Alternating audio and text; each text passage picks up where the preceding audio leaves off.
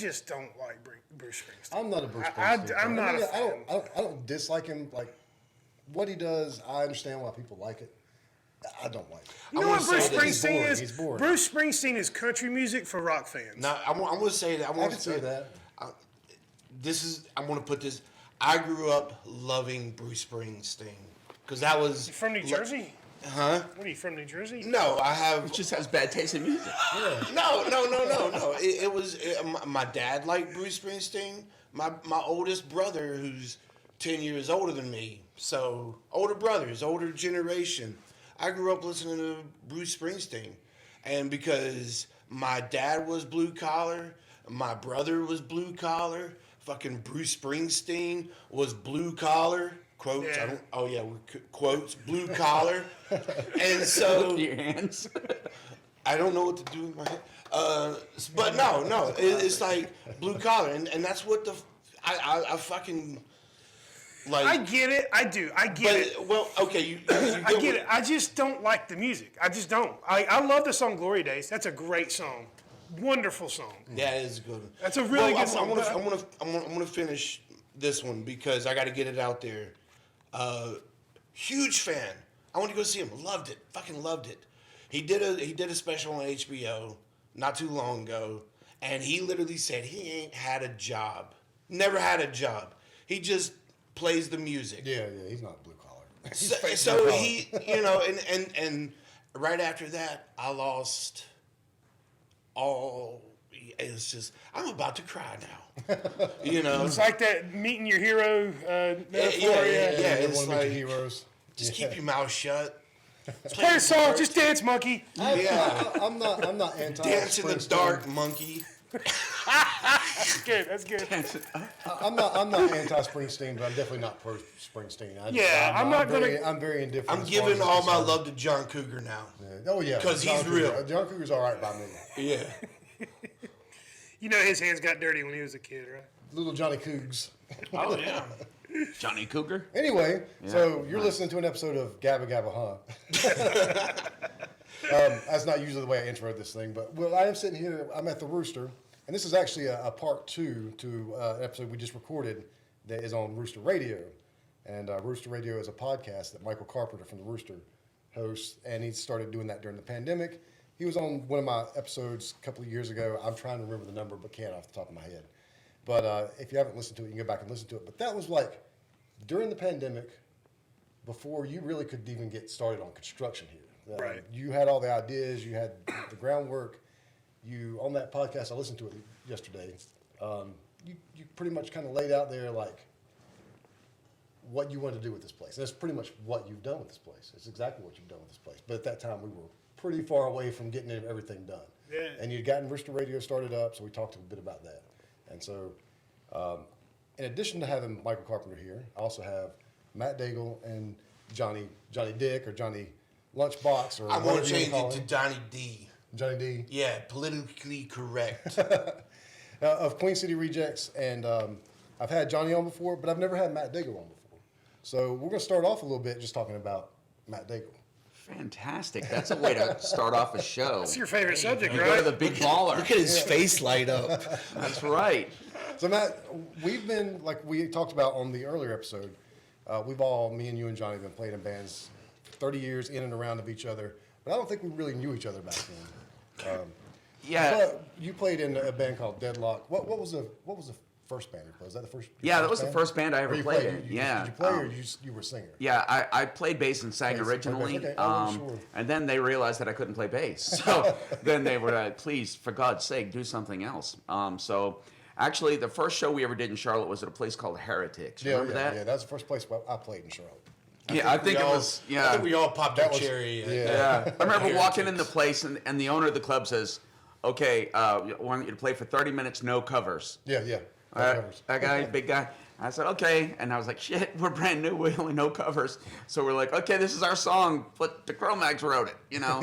So, yeah, no, it was a lot of fun. I think we played covers too. It was like, well, we're playing a couple of covers. Yeah.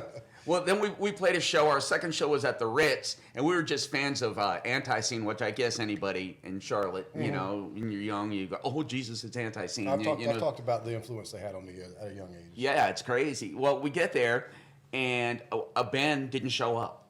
So literally, Jeff Clayton is like, Matt, right? And I said, yeah. He said, is your other guys in your band here? And I was like, yes. And he was like, you want to get on stage and do a show?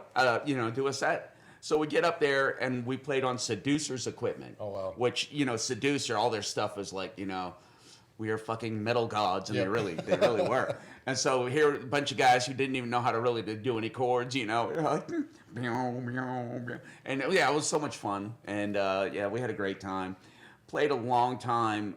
You know, we were really, maybe I shouldn't say this, but in the '90s, there really weren't a whole lot of like New York hardcore style bands Yeah, in really Charlotte. in Charlotte, but And we were really probably one of the first ones. And now you see there's a lot of really good hardcore bands in Charlotte. Yeah. But now it's like none of them, you know, like, hey, remember me? I'm from Deadlock. Hell no, we don't remember you, old man. You know. But no, it was a lot of fun. You know, I started playing with Jonny because I have no taste in music. And just fucking, I love this guy. No, but you know, we've been friends for a long time, and we started playing music together. Deadlock, you know, died out in 2022 or 21. Sorry, my friend Zach died. He and I were the founding members. Yeah. And when he died, it just didn't really feel like. Yeah, it just didn't feel right, you know. Yeah. And then, but I still wanted to play music. I still want to play music. I always want to play music. And meeting people and being around you guys, it really energized me. You know, re-energizes me. It's a fun world to be It charges in. my batteries. Like being able to speak to you guys today. This has been fantastic. Yeah, You know, it's a lot of fun. a lot of memories. You know, I had to get up way fucking early for it too. Yeah. Man, I got up at like 6 o'clock, 6:30 why they this call morning him to go to Johnny New York Dick. to a flea market. I don't want to hear it. No, but Yeah, I was like 8 o'clock, man. It's too early to rock. Yeah, and no, roll. trust me, the pizza world, I get up, because I work during the days. I don't have to get up until like 9 o'clock, and even then I'm getting up a little bit early. Yeah. No, but so yeah, I'm so excited. You know, this is, you know, we talked about this earlier.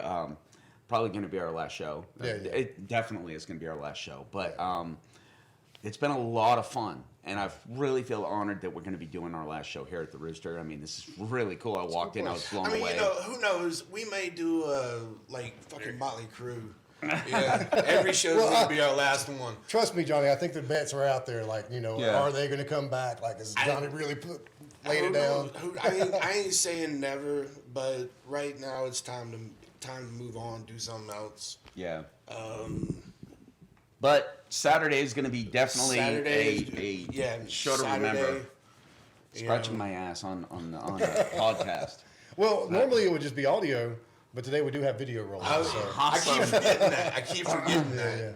Because I'm like, I don't know what to do with my hands. But so you said earlier on the earlier podcast again, like I'm going to refer to a lot of things you need to go and listen to the Rooster for, and don't just listen to the episode we recorded today.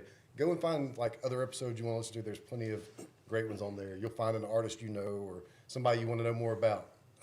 He does a lot of the same things I do. We'll talk more about that in a minute too. But you said earlier that you went from like what 92, 93 or something Yeah, like that until to like about 98. 98, and then picked it back up. In 2012 until Did you do 21. anything with music in between there? Or were Well, you, I was teaching school, and I had I have a family, and I was always into music. I was like that guy that came to the shows and stood in the back Yeah. because I've always been a fan. Oh, yeah. And regardless, I mean, there's a lot of people that we've been around that, yeah, man, then I'm all about the scene while I'm in a band. But the second I'm not in a band, screw you guys. Yeah, yeah, You know, yeah. and it really, I don't know, that sort of is a detractor when it comes to what we do. Because I mean, at least in my opinion, I think you should always be a fan. You should always at least support somehow. You know, I have a good friend, Jeff Williams. A couple months ago, I saw he was selling some stuff on with his band. At the time, he was playing in a band called Stop Talking. Well, I hadn't seen him live. I'd listened to their stuff. They're great. But yeah, but what I did is I just ordered some stuff because I wanted to support, you know, and I think that I don't know. I think that that's what this community is. Why it's so special. Yeah, yeah. You know? I talk about a lot, sort of my time in the scene and my time out of the scene. And during my time out of the scene, because basically I had kids and family and everything, I did try to get out every now and then and see shows. I really didn't get out as much as I'd like to. I missed them a lot. But yeah, you're right. Like even when you're not, kind of like, if you love this stuff, even when you're not actually doing it, it doesn't mean that you take yourself out of that world. You still kind of want to be a part of that world. Yeah. And it never goes away. That's right. So, but I didn't know if maybe you'd ever done. So basically, for you, it's been Deadlock and Queen City Rejects. Deadlock and Queen City. Well, you know, I did some metal projects and stuff like that for fun, just on the side, but nothing ever serious. Yeah, No, nothing like that. No, my daughter the other day, my 8-year-old wants to come to the show next week, and But she can. can she come to the show? It's an all-ages show. We didn't mention that on the earlier one, but yes, it's an Awesome. all-ages show. So any 8-year-olds out there listening to the show right now, you can come. Get your mom and dad. Make drop you off. we're gonna have a little baby pit going on. We've actually had backtrack that one. we've had kid mosh pits here. Oh, before. that's Yeah. awesome. Oh, that's Yeah, it's pretty cool. Yeah, it's It fun. is awesome, man. Yeah, so I had this big bushy beard, and I'm like shaving my beard. As soon as it starts to get like 60, 70 degrees, I'm like, damn it, shaving this thing. She's like, Dad, you got to keep your mustache for the show. I was like, honey, Dad doesn't do mustache. And she's like, but I said you have to do a mustache for the show. And I'm sorry, you guys are dads. You're a dad. Yeah, we got to do what they say. Now, if I would have done that and shaved, my daughter was like, get rid of all of it. All of it. That's Yeah. what my daughter would have done. She'd have said, get rid of all of it. Yeah, I don't know how these dudes walk around without a mustache. yeah. I, Without a mustache. yeah, I don't know how you do it. Oh, I used to be this thing, clean-shaven the all the Amish thing that I got going on here. Yeah, I can't handle a mustache because That's I the hardest feel part for me to deal with. I feel dirty. I feel dirty. Yeah, it and does greasy. It's sometimes. like, Yeah. Tickles and I just can't. you don't keep it trimmed enough. I keep mine trimmed. I keep it off my lip. Yeah. Mine will curl into my lip, but Yeah. I keep it trimmed. Well, also, I do too, it but doesn't connect. That's when I know I need to trim it. Is when I feel that one curl into my lip. Oh crap! For me, it doesn't trimmed this connect, morning. and it bothers the fuck out of me. So. You're 50 and it still doesn't connect. No, My dad's nuts like- have dropped. My dad's Mine. 69 and he can't. See Johnny sitting at home in front of the mirror trying to force his He's- face to He's grow. always been jealous of me and my brothers because we could. Yeah. That's awesome. Anyway, before this Shut show up. off, right? This is the trouble you have with more than one person. Well, no, that's to the interview. beauty of having more than one person. I really want to do more episodes like this where it is kind of like we're just all sitting around having a good time. We're hang. talking about some stuff, but other things are going to come up. Next time we do this, I'll bring the Japanese whiskey. There you go. Sound yeah, good? yeah. We'll do some shots of hibiki. We Every did time that. a stupid question's asked. Yes. Early on when we were doing Rooster Radio, Cody and I would like he'd grab a bottle of Tully's and we'd Yeah. sit and we'd sip a little bit of Tully's before the show and sip during the show, or we'd drink some beers before and during the show. And I've kind of stopped doing that because it's fun for like the first 5-10 minutes, and then like you can tell when the buzz kicks in. And you're like, oh, jeez.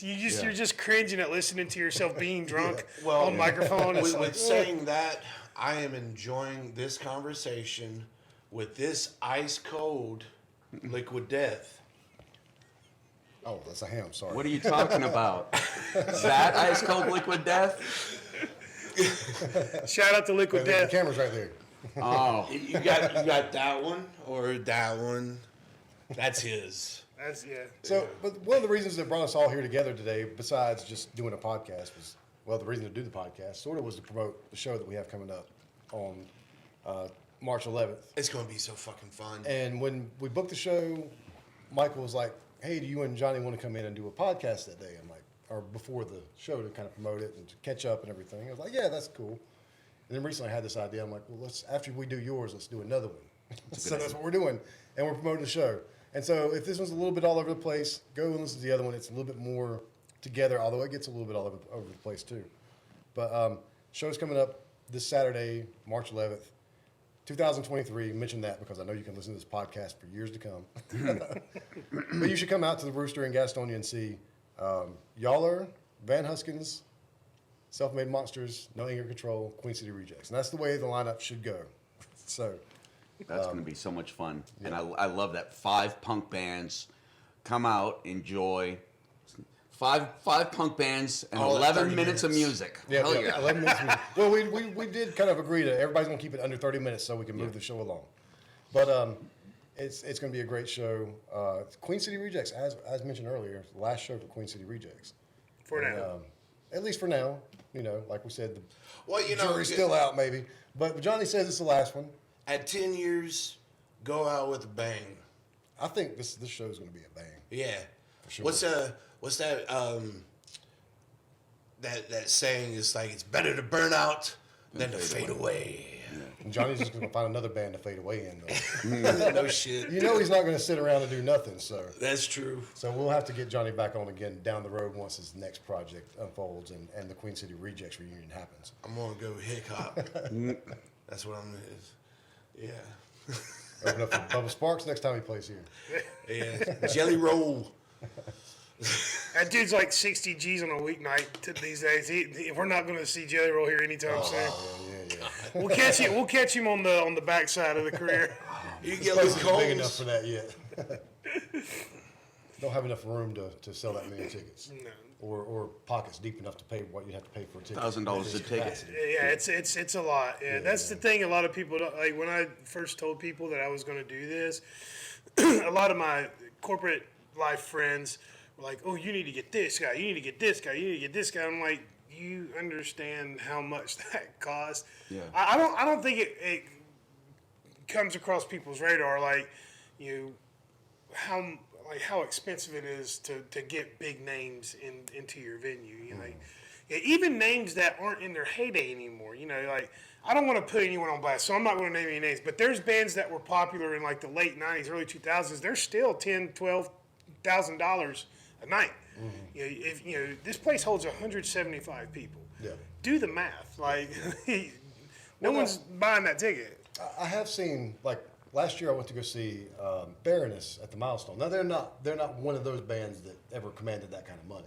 Right. But, they're used to playing venues that hold, 400 or 500 people. Probably selling those out pretty comfortably, maybe up to 1,000. But they played the Milestone, a smaller venue. They just did a tour where they did more intimate venues, and they charged more for the ticket. Now, that meant I paid $70 to see Baroness, but it was well worth the money. Yeah. If anything like that ever comes around and you get a chance to do that where, this band's doing something more intimate, but we're going to have to charge more for the tickets, do it because it will sell. We will. I mean, there's one band in particular that I really, really, really want to get in here to do an acoustic set, and they're a really pretty big name, and it's probably never going to happen because I doubt I'll ever be able to afford them or even get in touch with someone in their camp that would give a shit about doing a show like that. But they've never done an acoustic tour before. It's Chevelle. Yeah. I love Chevelle. I would love to have them here for an intimate acoustic set, but they're just too big. Here's something funny. But I mean, do any of y'all remember Winger playing here? Oh, yeah, they played in right Gastonia. across the street or down Yeah, the block. that was $2 I grand. wanted to come see that show, but I can't remember why I didn't come see it. That was $2 grand. $2 grand? To get them in. That's not bad. I could be wrong, That's but I pretty cheap, remember now it's probably more now. Barry Hill. No, I heard Barry Hill telling me we were talking. It was like $2 grand to get them in, but they did have like a meet and greet that you had to pay for, and but even that private show that they had was packed. Yeah. But All right, so let's talk about the meet and greet thing.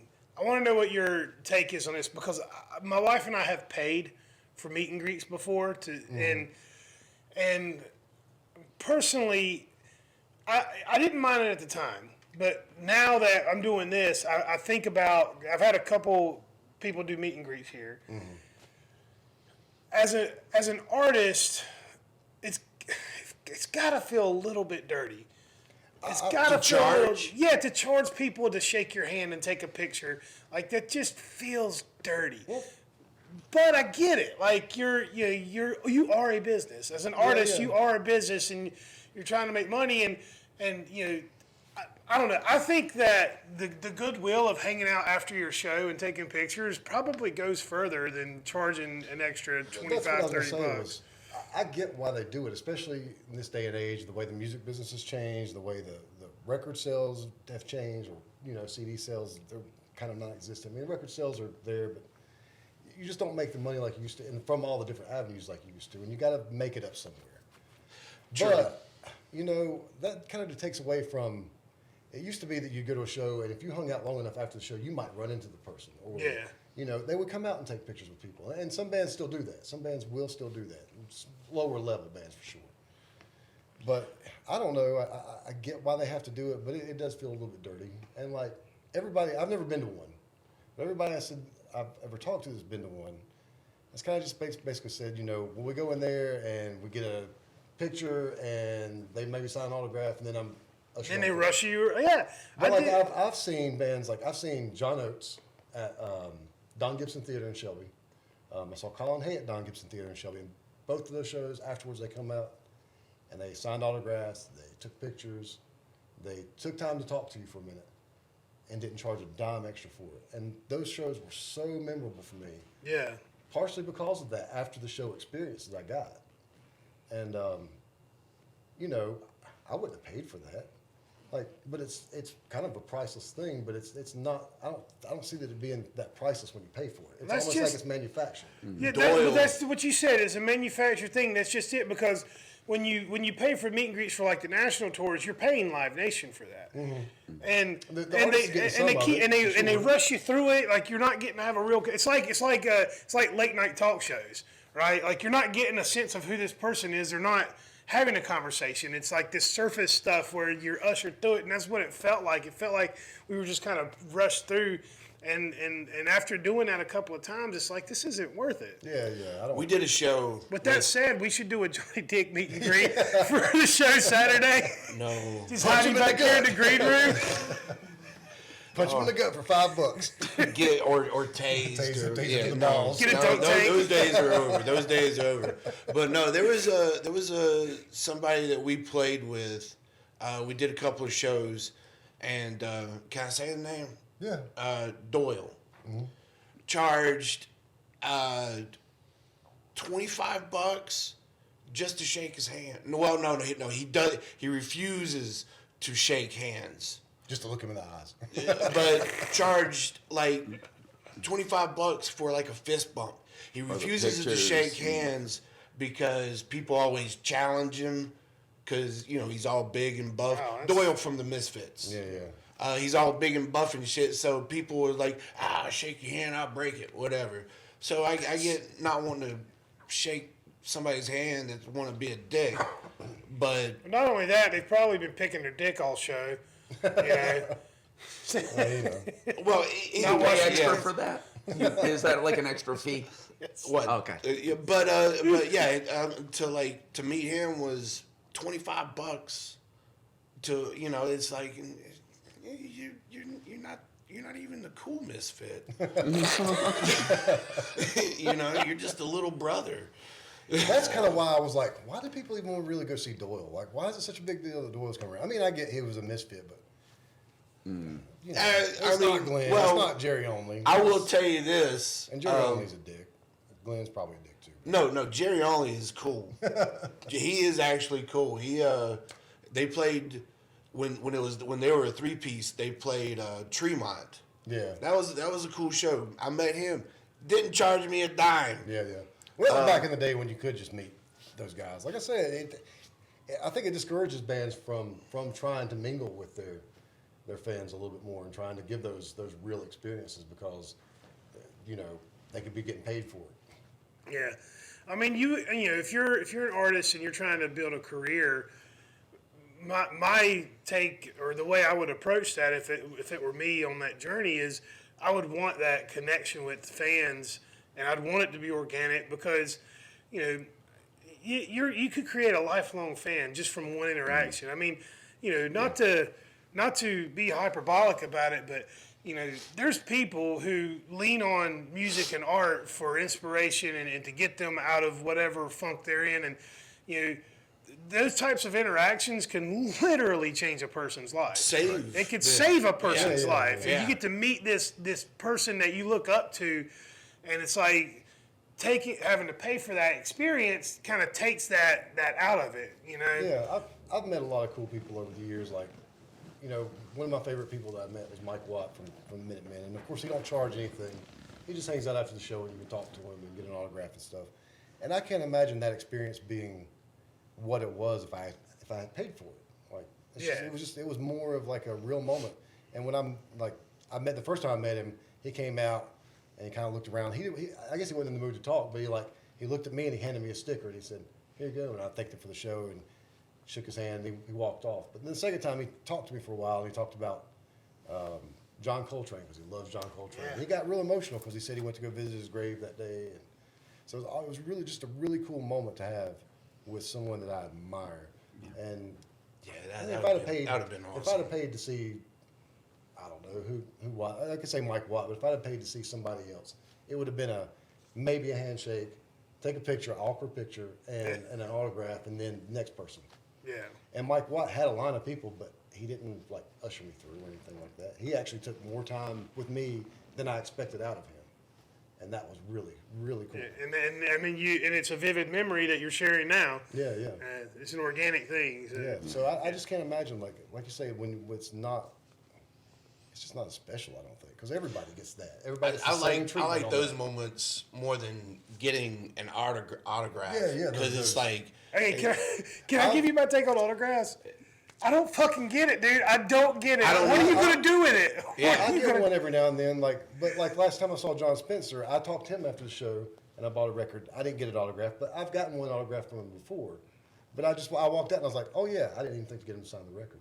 But it wasn't that big of a deal to me. I enjoyed that moment where he gave me a couple of stickers and. See, that's where my head's at. Yeah. That's why I feel that way about I get that autograph memorabilia is a huge market. It's a whole business. It's basically I know guys Yeah. who thrive on that. Yeah. So I get that aspect of it, but personally, I'm going to get way more out of like a personal interaction than I ever will from something with someone's scribbled name on it. Mm-hmm. You know, that I don't know. I've never been into it. I but love get having that, and I've got a lot of records that have autographs on. Some of them I've just come across in the wild. Some I've gotten autographed, but they're not for sale. They're going in my collection, and I'll listen to them just like I do any other record, and I'll pull it out and go, "Oh yeah, that one's autographed." But it's not. It doesn't add to the record or anything like that. But it's kind of cool to have. It's a memory from that moment. Because I say all that, but then we have this journal back here in the green room that I ask all the bands to sign. so I'm full of shit. I like autographs. I think they're cool. Like finding a Conway Twitty record with the Conway Twitty autograph on it is pretty cool. well, that's different than proof that you met somebody. This is like just filling up a book of memories. Yeah. You know, it's the same as, going and signing the wall. You know, it's or a wedding, getting somebody to sign. Yeah, well, I joke that's the one thing that I'll have when the bank finally takes its place from me. I'll have my little book of memories. Yeah, well, I mean, it's better to have the book of memories than trashing this beautiful fucking green room. Yeah. Thank you. Yeah. Yeah. Well, since we're talking about the Rooster, let's kind of shift focus a little bit over to the Rooster. And like I said, we've talked before, and I listened to that episode to kind of get an idea of where we were when we had that episode. And that was like right when we were things were starting to open back up. Because me and you that same day drove down to Myrtle Beach, South Carolina to go see a couple of local bands from Charlotte. Yeah. And spent was a lot fun. of money on a hotel room because it was bike week or something. And, Yeah. But it was a lot of fun. It was so much fun because we hadn't gotten to do anything like that in so long. But at that time, like I said, you hadn't even started construction. No. So kind of catch us up a little bit on, you don't have to go the long route with it, but give us a little bit of an idea of what it took to get this place open and what all changed in the time that you acquired the building and then actually got to start doing the construction, because I know costs went up. Yeah, well, the goal never changed, and all of those things that I laid out for you before, I feel like I've been able to deliver on those promises. It's exactly what you're doing now. Yeah, so basically what happened was, because of COVID, I bought the building, but the building was in ruins. I had to everything in this place is brand new. So I always talked about on that episode, the wall still being here, but you had to demolish that, which is one of the things that got done before COVID. That wall got taken out. Yeah, the demo was fun. But so everything in here had to be brand new because I had, when you buy commercial property, you're beholden to whatever the latest set of building codes are, and you got to follow those rules or they won't let you do shit. So as a result of COVID, it's no secret that all of the free money that everyone got created the inflation that we're dealing with now. And as a result of that, when you give away so much free shit, it drives the cost of stuff up. And ultimately, what was going to be, a manageable amount of money to fix this building up, it nearly tripled the cost of the construction. Yeah.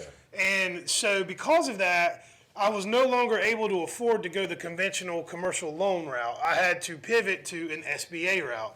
And the SBA loan means you're in business with the federal government. Oh, yeah. So that comes with a whole new set of rules that don't apply to regular commercial, banking. So it took even longer to get the funding that I needed because I had to jump through hoops for 6 months with the SBA. But ultimately what happened was, the SBA and the bank that I bank with agreed to loan, put up the money to get this upfit, and I have to pay all that back. So we did the upfit. We started in April of 2022 with construction. It took from April till October to get all of the construction done and get through all the inspections. We opened up October 19th. Yeah. And so that's kind of the short version of how we got open.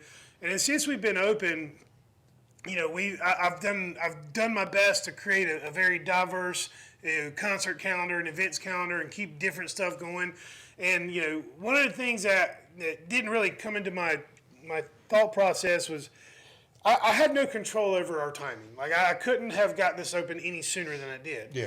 But opening in the middle of October puts your first 3 months, the worst 3 months to be opening up a bar. Yeah. It's really tough when things get cold. When it gets cold in the South, everyone goes into hibernation. Things get cold. You got holidays, all that Yep, stuff. everyone's spending money for Christmas and holidays. Everyone's traveling for the holidays. Everyone's got their parties and stuff that they're going to for entertainment. So that left me with well, who's left? Like, how do I get people in here? So, I've been screaming from the rooftop for 4 years, really, about what we're doing here. And so, one thing that worked to my advantage, but also kind of hurt me a little bit was opening week, our very first Saturday open, we hosted the Carolina Headbangers Ball. Yeah. Wonderful time. I had a blast. Great show. Good turnout. It's a great turnout. Yeah, we did really. I still haven't made that much in a day since then. Yeah. So that was awesome. But I think that there's a certain percentage of people that saw that and thought that, oh, well, that's just a metal bar. That's a metal club. And because I've heard that. I've heard multiple people say, oh, I thought this was a metal club. And I was like, and then when I hear that, I'm like, you haven't been paying attention. Like you haven't you haven't been following us on social media, you haven't been watching our show or nothing. But so now I'm fighting the uphill battle of being everyone thinks we're a metal club and no one's coming out. But we made it through those first couple of months. Which is funny because, like we talked about earlier, metal sells in this area. It does. But I guess, again, you're starting, the time of the year you're starting plays against you. Yeah. Being new sort of plays against you. You still got to get the word out there. Yeah. And you still got to figure out what bands work, too. Like which bands sell, which bands don't, which bands are headliners, which bands are openers. Yes. And a lot of that, too. I mean, and that's actually the fun part of my job. Yeah. If you ask, as far as I'm concerned, putting shows together, working with bands and some promoters, that's kind of the fun part of my job. I enjoy doing it. Yeah, some promoters. That's the way it is everywhere. Yeah. There's always going to be some. But I think we have finally hit a stride. I think that the weather warming up recently has more people are getting out. Mm-hmm. The word's getting out. I want to say thank you to everybody that comes here and posts on social media and tags the Rooster and tells people that they're at the Rooster, because the majority of new faces we see saw us on someone else's social media. Yeah. And that I've been banging my head against a concrete wall trying to promote on social media, but a lot of times it feels like I'm just in an echo chamber, and it's like the same 3 dozen people are seeing everything, because that's all I see, responding and liking and interacting. But then you go and look at the analytics, and it's like, oh, you're actually being exposed to, close to 30,000 accounts a month. They're just not interacting with the post. And but some of those people are showing up, and I'm grateful for that. And unfortunately, with the huge cost of getting this place open, there was no money left for marketing. Like I can't put us on a billboard or get ad space on your streaming platform or any of that. I can't even afford ads on Facebook, which is as soon as you give them money, you're going to get in front of everybody. But then if you don't keep giving them money, you get buried. So I'm just not going to play that game. I'd rather just let it happen organically. Yeah. And if it happens, it happens. If it doesn't, it doesn't. I don't know. I feel like used to. Yeah, it's word of mouth is what's going to grow a thing like And the this. thing that I always do whenever I go to a show, whether it's at the Rooster, whether it's at Tommy's, or whether it's a Milestone or Freeman's or wherever it's at, the bands that I'm seeing, I always as soon as they start playing their first song, I'm going to pull my phone out, take a picture. And then I'm immediately posting it to Instagram and Facebook, and I'm tagging the place I'm in because I know that's the way to get people out, like you said. Yeah. It's letting people know, hey, this cool thing is going on here. You're not here. Why aren't you here? Well, even if you're not here tonight, there's going to be something here later too. Yeah. And even when I come to your open mics here, which I want to talk about as well, I always take a picture of somebody. Usually it's somebody I know or somebody that I've seen that I really like, and I take a picture and I say, what's his name? I can't remember what he goes by, but Vagabond Stew or Freeloader Stew. Freeloader Stew. I'll put or Popcorn Sutton. I'll put he's playing on he does stage look like Popcorn Sutton. Open mic at the Rooster, and because I want people to come out and check it out, especially that like I said, the open mic, and it seems to be gaining in popularity too. The open mic is it is my favorite night of the week. Wednesday is now my favorite night. It's my Monday, right? It's my Monday, but it's my favorite night of the week because every single week I get surprised by something. Oh, and you've got a pretty regular crowd that comes out, but it don't matter who steps on that stage. It's always good. And one of my favorite things about it is just almost immediately when we started doing the open mic, complete strangers come in to participate in open mic. They sign up and they get their time. And it happened back in I want to say December. This lady came in and she sings blues. I was there that night. I remember that. So she gets up and she asks the crowd, "Can anybody play blues guitar?" And it got quiet for a minute. No one was really responding. And I'll give her credit. Jade Moore jumps up and said, "I'll do it." So Jade jumps up, grabs a guitar, starts playing a blues lick. And then from that one little interaction, that one lady asking for help on stage, she ended up with a full band on stage that night.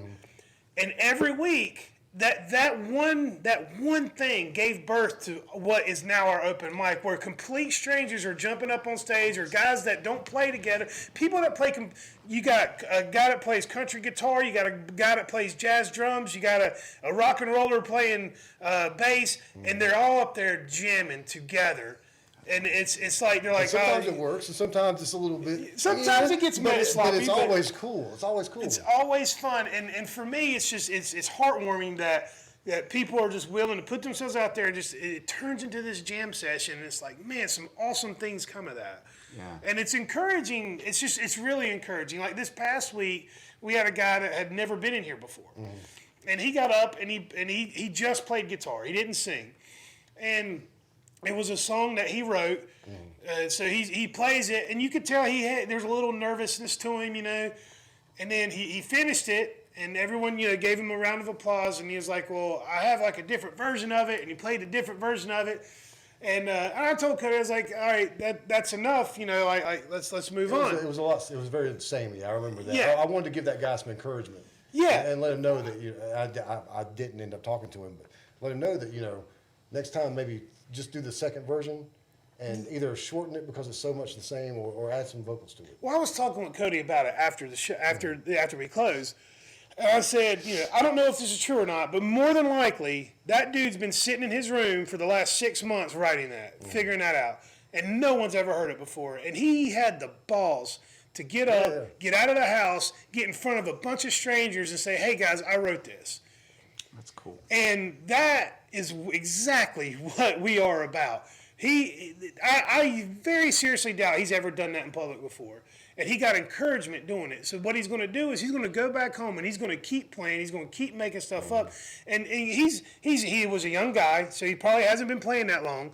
And those are the kind of stories that I want to continue telling with what we're doing here. Is, this guy gets up and who knows? A couple of years from now, maybe he's rocking that stage with a full band because he had the balls to get up and try it, and no one made him feel bad or ashamed or booed him or anything like that. Everyone was encouraging, and it wasn't that bad. It wasn't a bad lick. You know what I'm saying? It can be worked with. So that. Again, it goes back to my statement about how I love our open mic. It is my favorite thing that we do. So if for some reason that guy's out there listening to this podcast, I just want to say, first of all, you're awesome. Yes. Second of all, keep doing it, and you'll figure it out, because we all fumble our way through it at the beginning, and sometimes it takes us a while to figure out what works and what doesn't, and how long to go, and all that good stuff. Just keep doing it. But I'm glad you're doing it. Exactly. That's exactly how I feel about it. Yeah. So open mics are fun, and then we've got various. The stand-up comedy is another fun thing that I like was to gonna say, do. when I was listening to that podcast, I was noticing everything you said. I want to do this. I want to do this. I want to do this. You're doing all those things. We're doing the markets on Saturdays. You're actually more than once a month. You've got the first Saturdays and the third Saturdays. We do the Misfit Market on the first Saturdays and the Rooster Palooza on the third Saturdays. You're doing the stand-up comedy. I think you've got burlesque coming up soon. Burlesque in April. At that time, you were like, I don't know if we can do this or not, but I'd like to eventually. And so you're kind of doing everything you said you wanted to do. You're creating a space for visual art. You got the paint and sips. You've had art shows out here. You've got your window up front. That's retail space. You've already said that on the podcast. Yeah. You're doing exactly what you said you wanted to do, and I think that's awesome. Well, and you're figuring out what for, works and what doesn't along the way. Which I am. I mean, there's a couple of things that we're doing that aren't getting much traction, but I don't want to not do them. It's still an opportunity, and it could catch on later. I don't know. But you really do, like you said, you provide this space for a lot of different things. Yeah. Even though, I think maybe one of the things you might be referring to is maybe the line dancing didn't quite work out. It's not taking off like I thought it would. You've adapted. But I piggybacked it. That's what I did. I just piggybacked it. So That's what it was. Line dancing, not bingo. Go back and listen. My bad. But I am starting to piggyback other things on top of some of the shorter things. Line dancing, that's a 2-hour class. That's not a whole night, so we can piggyback on that. It's not a drinking class either, so you need something to bring in some money for the bar too. Paint and sip. I love paint and sip. That's one of my favorite nights of the month because Christy's a great artist. She's always doing something super creative, and the people that come in and participate are awesome people. But it's a finite amount of people. Yeah. So now we're going to start doing late shows on the back of that. Okay. Which that'll start in April. Yeah. We got a hip hop show coming after Paint and Sip. But so I'm trying to adapt to again. For me. I keep saying it's all about providing opportunities. I didn't do anything on Sundays this first couple of months. Now we're doing Sunday shows three times a month at least. Yeah.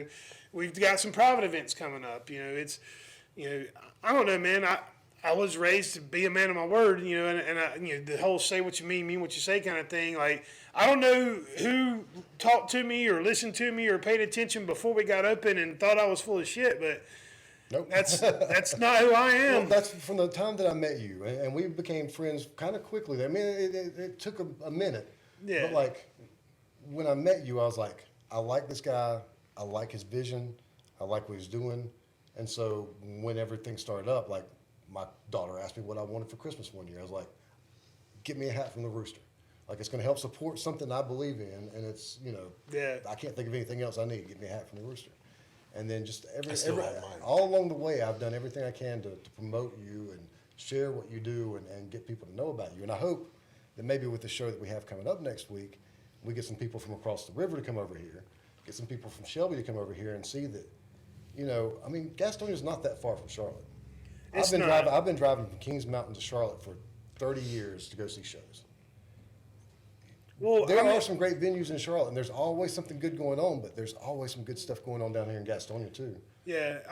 First of all, I just want to say I'm very grateful for that support. And to everyone, I am genuinely grateful for everyone that buys a sticker and a T-shirt and shares something on social media. Every single one of those little interactions, I'm super grateful for all of them because I think I'm a pretty humble guy. Like, I don't think I'm hot shit. I don't. Definitely. I just have a vision and I want the opportunity to see it through.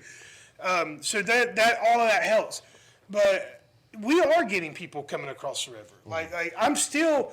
I don't know if this says more about what I'm doing or more about this community, but most of our business is coming from outside of Gastonia. Yeah, when I get to talking to people at the bar, I'm always ask them where they're from. First of all, I'm genuinely curious, but I'm keeping a tally in my head, like how many locals are actually coming in here, and it's not that many yet. I got a question. Yes, sir. What do you know? Like in what direction you're getting most of your? Like It's 360 degrees, man. I'm getting a lot of people from Charlotte. A lot of people come up from the Greenville area. That stretch of 85 between here and Greenville, I get a lot of people come up from there. Okay. We've actually got a handful of people that come down from Asheville a lot. And in Lincolnton, Hickory area, we get a lot from. I know some people from Lincoln and Hickory that go to Charlotte all the time for shows, and they love the fact that this is right here because it's straight shot down 321. Because this is the happy middle. Yeah, it is kind of like the center of the diamond. If you're looking at a map and you go like Hickory, Charlotte, Asheville, Greenville, we're kind of right in the middle of those four metropolitan areas. Yeah. So it's easy to and we're super easy to get to. Yeah, very. Yeah, easy. like right off of 321, like I said. Yeah. And location is awesome because a couple years ago there was a couple of venues that was trying to get it going just right across the street, but it just it was like so much going on. One of them got ran out. Well, not ran out, but bought out, and it's like you're bringing in the same with the open mic night. You're bringing to people want this. People do want to get up on stage and jam with their friends, or just have like a gathering of awesomeness, and where this is it's a cool spot to have it in too. Yeah, and like you said about location, there's plenty of parking. There's parking in the back. There's some street parking in the front. And for anybody that's coming out here for the first time, if you park in the back, entrance is in the front. You just have to walk around the building. You just walk around the block. It's not that big of a deal. Peter Wheel's right there. There's people out and about. It's not downtown Gastonia is not that scary. It's not that big either. Not anymore. Yeah. Yeah, not anymore. Anymore. It has been, and it can be at times if you're in the wrong place at the wrong time of night. I was absolutely Not here. amazed at how much Gastonia has changed Yeah. since in the years. Like we played at a club in the late '90s called Cripple Creek, and like that night I remember I was like, oh shit, where's my wallet? Like looking around. I was like, no sir, I don't have your I don't have your meth. Isn't it a Ray's barbecue now? Smokehouse or something. Smokehouse. Yeah. Yeah, see, I mean, it's so much different. This is, and I think that this in and of itself is part of a larger dynamic, and it's neat to see it start to grow like that. What I'm thinking, did the Accidents and Deadlock play together at Cripple Creek? We played there a couple of times, but I don't think so. I don't think the accident. I mean, let's see. For some reason, I started to sound familiar. I'm like, maybe we played with them there, because I can't remember who we played with there. We played with y'all there. Okay. I know that. Yeah. Poked me in the freaking eye with his big ass sausage fingers over here. Well, Daddy, I mean, would you like I some do. sausages? Anyway, for some reason, I'm still thinking that we may have played together at some point, and I just don't remember. I do want to tip my cap, so to speak, to all of the people that have done it before us. Like, it's not lost on me that what we're doing hasn't been done before. I'm fully aware of that. It's not that original. I think what's unique about what I'm doing is the vision. And I think that's a lot of the reason why a lot of the places haven't stuck around. I think a lack of vision and lack of conviction keeps people from seeing things through. And time will tell. I mean, this could all be taken away from me a year from now. But Or either 5 way, years from now. like they were doing it for the wrong reasons, just to bring in the money. But not You're trying to not give. always. Not always. Not always. Like I know what you're saying. Sometimes you can do it for the right reasons, Like- but not have the right, like you said, conviction. A lot. Mick Here's what Minchow, happens. Well, here's for what instance. happens to a lot of bars in Gaston County. And, sorry if this rubs anyone the wrong way, but this is exactly what happens. All right, I've got this space. I need to get people in here. How do I get people in here? Let me throw some pool tables in here. Well, you throw a pool table in there, you're attracting a pool table crowd, right? Pool table crowds, they'll spend money, but that comes with a whole, list of things you have to deal with that you might not want to deal with, or maybe you do want to deal with. But you have to be willing to deal with the consequences of those choices. A lot of people have asked me about doing karaoke. Why would I do karaoke? Karaoke is great for a bar that's that's trying to get people in, but karaoke cheapens what we do on stage here. It takes away that's what makes that stage special. If you let anyone and everyone just get up and belt out shitty versions of pop songs, right? But you can do that if you hold a guitar in your hand on open mic night. Yeah, exactly. Yeah, you just have to do it a different way. But and again, no shade on the places that do. Yeah, I don't want to throw shade because I like sometimes on a Friday night if we get done early, I'll go right up the street to shout out the Citycade. They do karaoke, and I'll go hang out at Citycade. I love those guys. Like that, it's the right place, right time kind of thing. Yeah, like, it works in some places. And then the other thing that bars, a mistake that a lot of bars have made, and I'll try to be as diplomatic as I can about this, in an effort to stay in business, some bar owners and bar managers will allow certain groups of people to kind of take their bar over. Yeah. And when you do that, you're staying in business, but you have eliminated a huge percentage of the population of this city or this county or this community that aren't going to come back because that certain, and there's many, it's not just one group I'm talking about. I'm sitting here thinking of a specific bar and a specific type of people that I don't go there that much anymore. Yeah, a lot of people stay away from places. And they're not bikers. Yeah. They're not skinheads. They're regular people. And once you've allowed that to happen, you have completely lost a whole other demographic that's going to come spend money at your bar. And I get it because I deal with this fear every single day.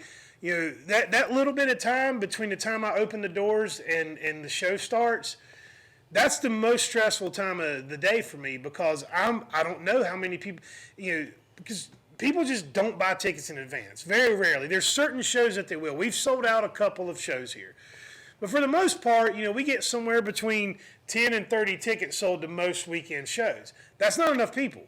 We need 50 or more people in here for a show to make money because I'm not selling dinner. I'm not selling food. It's just the bar because the door's going to the bands. So that's why we do all ages. That's why we keep the calendar diverse.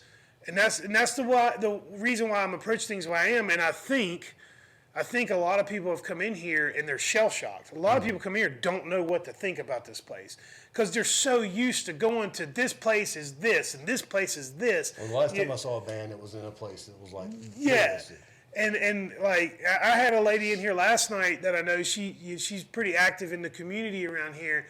And she come up to me, she's like, man, this place is a blast from the past. And for her, that's what it was to her. It reminded her of going to clubs like this in the 90s.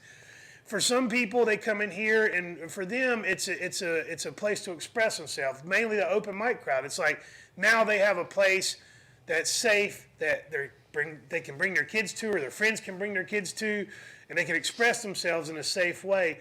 And that's all we really want to be. I want this to be for everybody. There's certain bars around here that lend themselves to certain political ideology. Yeah. That's sort of what I was talking about earlier. Yeah. And we're not that. There's a laminated sheet of paper taped to the American flag on my bar. You know what I'm talking about? Yeah, I saw it. And it's a list of our state legislatures with their email and phone number on it. And anytime anybody brings up anything political, I point at that piece of paper and say, call that number to have this conversation. Right. Because that's not what we are. Yeah.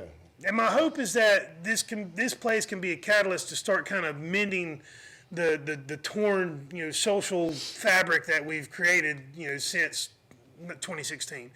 And I think 2016 and beyond has created people have kind of gotten tribal, which is a human instinct. It's an evolutionary human instinct to be tribal, and it makes sense for a lot of reasons when it comes to survival, but we don't live in those times, and we don't have to be that way. My tribe is the music scene. Yeah, exactly. Anyway, I'm not even gonna say it's punk rock because I like it all. It's like I love it all, and that's what you do here. Is you allow a little bit of everything in here, and Yeah. you know, as long as it's not offensive, or I mean, I don't want to say offensive, but as long as it's not morally hateful. offensive. Yeah. As long as it's not hateful. Hateful, I don't yeah. mind offensive. I don't like I hateful. was gonna say, like, because you're gonna have comedians in here, they're gonna tell some offensive jokes. But, Yeah. you know, we mean morally offensive or indefensible or something like that. Whatever I want to try to say. But, You don't like want to said, hurt you see anybody. people come in here, they're shell shocked. Like you said, the lady came back, blast from the past. They walk in, expecting one thing. They come in, and as they're greeted, they walk down that hall, see the records on the wall. And they shout come in, out they to see- Mike Phillips for they see that wall. The big That was a brilliant Rooster. idea. Yeah. And then they just see how nice the place is. Yeah. It's a nice place. It's I love a dirty club that's got stickers all over the walls and graffiti everywhere. get there. But I like what this place looks like, and it's kind of cool to walk in. We It keep feels the like it's- bathrooms clean. Yeah, bathrooms are clean. Yeah, That's I really don't mind nice. pooping here, folks. If you have to poop, prime place to I poop. was. It kind of it like the set. It reminds me of like a small House of Blues. Yeah, You know, it's cool. I'll take that. But I mean, it's like Yeah, a little that's a more. good compliment. Take it and I'll run. take that. Yeah. Well, and another compliment this place has gotten from someone, I'm trying to remember who it was, but somebody said Gastonia has their own version of the milestone. I've heard that a bunch of times actually. It's roughly the same size as far as the capacity goes. Yeah, And yeah. it's got, even though it doesn't I have don't the want walls. to poop at the milestone. Yeah, you don't want to poop the milestone. well, you can now. They Well, you can if you want You to, but I'm not going can to. and want are two separate things. But Nah, I take that as a compliment as well. Like, I agree, it's got like, that feel. It's yeah, I've heard the milestone. I've heard Zoe's a lot. Yeah. Like a lot of people, this place reminds them of Zoe's, and I think the reason it does is what I was saying earlier about the self-expression. Like this is a place where you can come and do that. That's what I was referring to. I didn't want to say the name. I don't but, mind. I don't mind shouting out other places. No one's giving me a reason to hate But them yet or to mock them yet. Zoe's, they had the open mic. They had the house equipment. Mm-hmm. You get up and you know on got certain. house equipment here on open mic. Yeah, we have a full back You want to play line. drums? He's got some drums. You want to play? But bass, I mean, he's got and bass. you know, on a like, I would go to Zoe's on a Tuesday or Wednesday, and it'd be just 10 people, and you know them all. Yeah. You know all 10 of them, and it's like, hey, what's going on tonight? I don't know. I'm gonna piddle around, noodle, and somebody get on some drums, somebody get on that, and it was cool. It's just their location at the time. They were getting. They were trying to get bought out from the people. Well, I don't want to get into the politics of what happened there. I get because I like the new place. I like the ownership of the new place. Yeah, but they had a good thing. It was just It just location. wasn't the right place for it. Yeah, it wasn't the right place It for wasn't. it. It wasn't to last. Yeah. Too I loud. know what he's trying to say. You know, I don't think he was trying to get that deep into it. We don't want to go that deep. into it. Yeah. Yeah, no. I try to keep things when I talk to people. I always try to keep things upbeat and optimistic and positive. I don't like getting sucked into these conversations where you start shitting on something or hating on someone or something, and until I think I said it last week when I was talking to Ben Gatlin, like no one's giving me a reason. No one's giving me a reason to pop off. But let me find out that some other places talk all kinds of shit about the Rooster, and then I'll sit in front of that camera on Rooster Radio and I will lay in. I don't want to do that. I can do it. I mean, I can argue both sides of any You've point. seen, I don't like to do stuff like that either, but you've seen what can happen whenever somebody like flowers. It wasn't even about the art of the flyer. It was about the principle of the thing. It was just dumb. Okay, so you got to tell me that story later. Yeah, I will. Okay. I'll fill you. Oh, the flyer thing. Yeah, so Yeah. I just basically just painted over our flyer for theirs, which their defense was, didn't you just paint over somebody else's flyer? Yes, but anyway, I painted over like a 1960s country western flyer. Yeah, a little different. You were paying Homage. tribute, They were homage. just ripping off. They were just They were just being lazy is what they were doing. Wiener. Anyway, Yeah. we probably do need to kind of wrap up here. Before we do, is there anything else you wanted to say about the Rooster or what you're doing? I do want, like I said, go ahead and say what you want to say, and then I'll say what I was going to say. Okay. It makes me very uncomfortable. Like the whole being a salesman's not really my thing. Mm-hmm. But I've kind of been forced to be the face of this place. I was hoping that somebody younger and prettier could come out and do all the video and the audio stuff. But Cody with the K helps out from time to time. Cody does a great job. He helps out where he can. Does the But open mics. ultimately, the responsibility falls on me, and so just no. I hope that I'm not annoying anybody with all my social media stuff. Like I try not to be annoying, but I am on a mission to get people out here. I do think if you haven't been here yet, please come check this place out. There's like I keep saying, there's something for everybody. I'm constantly updating the website and the social media with new shows, new bookings, and new ideas. I'm trying to accommodate as many people as I can. And if you're a band or an artist out there that's been trying to get booked here, please understand that I'm getting a dozen or more emails a day from bands that want to play here, and I'm trying to listen to everybody's music, and I'm doing my best to put together shows that make sense, that I feel are entertaining. And if you've reached out and you haven't heard back, the best advice I can give you is come to an open mic and let me see you.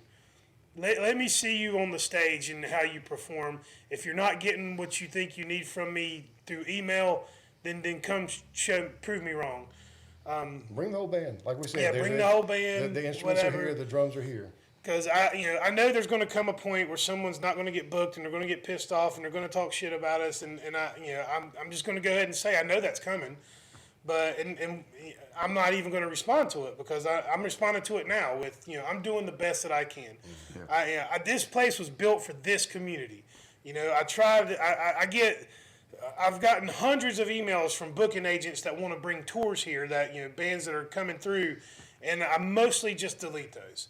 Because I want this to be an organic, homegrown kind of grassroots thing for this community. And by this community, I mean Gaston County and beyond. Greenville, South Carolina, Columbia, South Carolina, Greensboro, Winston, Raleigh, Asheville, Boone even. That's kind of the circle of community I'm referring to when I say community.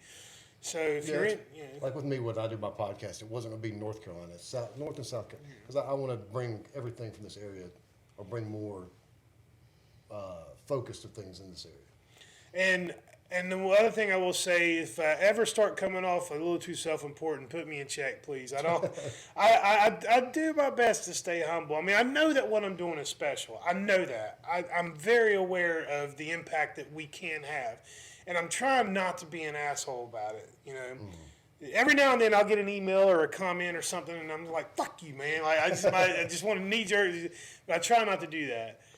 But I'm doing my best, and hopefully it's resonating with people. Hopefully people respond. But if you're sitting at home and you're looking for something to do, come here. Like if you haven't been here yet, come here and give us a shot. Because I guarantee you the hospitality will be there. Maybe the entertainment there that night might not be for you, but I'm going to make sure you have a good time no matter what. So just check out the socials. There's plenty of plenty of things going on that's going to tickle your fancy, I'm sure. Like we got a great punk rock show coming up next week. Before we get to that, was there anything else you guys wanted to add or say? Let's see. Well, this Saturday it will be awesome. I am so excited to play this place, even though it's our last show. It's going to be at the fucking Rooster. And for $25, you can meet Johnny Dick after the show. Punch him in the gut. You punch me in the gut. Or tase him in the nuts. Tase me in the nuts. But no, and that's, I wanted it, since we booked this show back in November, I think. I knew when it was time to close shop. Kind of cherry on top it. Yeah, I wanted it to be in our backyard, and Gastonia is our backyard. This is our home. This is and I wanted it to be here because I wanted to play here. I was excited to play here, and I'm so stoked for next Saturday with the bands, the friends that we are playing with. It's going to be like Sunday after church, Yeah. and it's going to be fun. It's going to be great. I'm excited. Sunday after church with grandmas Fried chicken. Oh yeah. I'm full of shit. I'm from Boston, so you know. Yeah, when no, I well, you say had that- it right. You had it right. Yeah. It's chicken. Yeah, well, with these guys, it's fried chicken. With me, it was like roast beef. You know. Yeah, a brisket. Yeah. If you want to hear us Anyway, talk, come out to the show. It's gonna be Yeah. fun. I might even tell a joke or something. oh, he'll definitely tell a few jokes. I'm sure. But yeah, come out and see it Saturday. If you really want to hear us talk more about all the bands that are involved, go back and listen to the Rooster Radio. I'm not sure what episode it is, but look up Rooster Radio and you'll find the latest episode. It should have came out yesterday, so by the time you hear this, it's out there. Who's y'all playing next week? Who all's playing? Yaller, and I'm going to tell you, y'all are going to love Yaller. They're from Shelby, and they're just fun, wholesome, family Clever punk name, rock. too. They probably don't like me saying fun, family-oriented punk rock, but they really are. They're great. Then we've got Van Huskins, Self-Made Monsters, No Anger Control, and Queen City Rejects last show. It's a hell of a lineup. If that don't get you to come over here from across the river, I don't know what will, or from anywhere actually. But please do. Just come check it out. It's an awesome place. You're going to love the venue. You're going to love the show. We're going to keep it short, all short, tight sets, move everything through. And I'm looking forward to it because I wanted to play this place when it first opened up, but Van Huskins was sort of in a limbo period at the time. So we had to wait and then hop on Johnny Dick's show and then take it over. You said hop on Johnny's dick. I said hop on Johnny Dick's show. Hey, you know, in Gastonia, there is the I hop on Cox. There is that in Gaston. Yeah. Can we isolate that? All right. Wow. Thank you guys. Thank you, It's man. been a lot of fun. Thank you This whole very day's been much. fun. And honestly, go listen to that episode because you got to hear how much fun we've had all day long. But I appreciate it. Thank you Good guys. Thank you. Thanks, fellas. Thanks. Thank you. Chicken not included. Why did the Rooster go to KFC?